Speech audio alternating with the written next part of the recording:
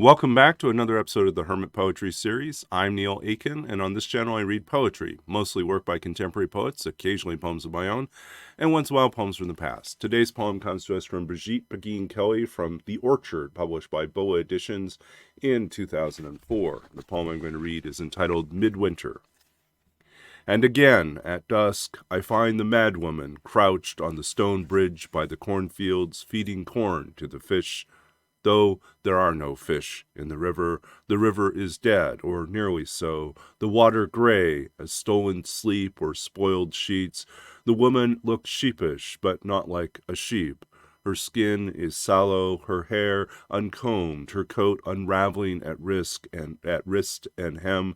The coat's woven cloth has faded from overwashing, and it is the same color as the haze the fields exude in the morning, or sometimes at dusk, a foggy lavender mist that smells of tin and fresh blood and of the slender green sticks we burn when we strip back the garden in the first warm weather, not like a sheep, more like a child who has gotten the sum wrong, but stubbornly knows the sum doesn't matter as much as one thinks. Corn cobs drop into the poisoned water. The ghostly cobs float and turn like boats made from paper, and the day grows colder.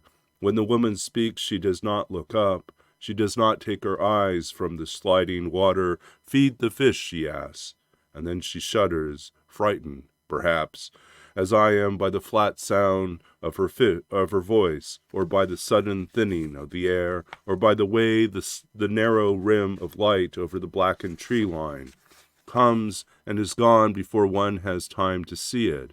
If I say, we can go home now, if I kneel down and say, we can go home, the fish are sleeping, to whom do I speak?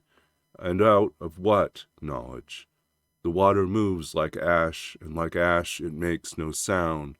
The woman crouched on the stone bridge picks from the corn heap at her feet one pale cob, and without looking up, she holds it out toward me.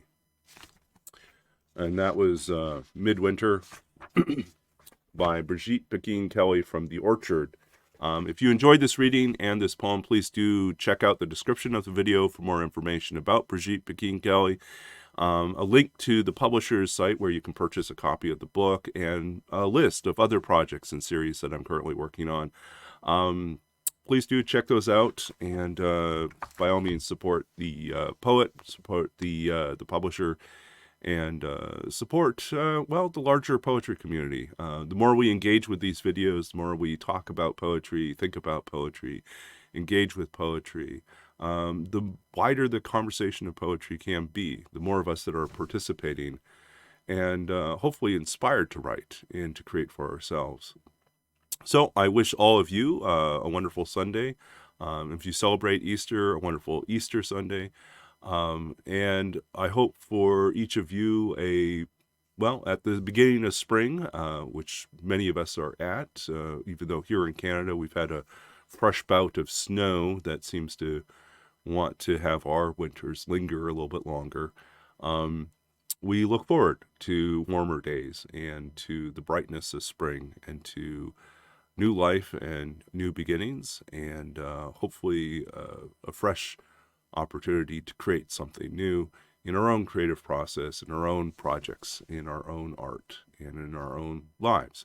So wishing all of you all the very best at this turning point of the year, and hoping to catch you again soon. If you want to support the channel, you can just hit the like button on these videos, comment below, subscribe to the channel, or just share a link to these videos on social media. All that helps spread the word about these poems and encourages more people to discover these poets.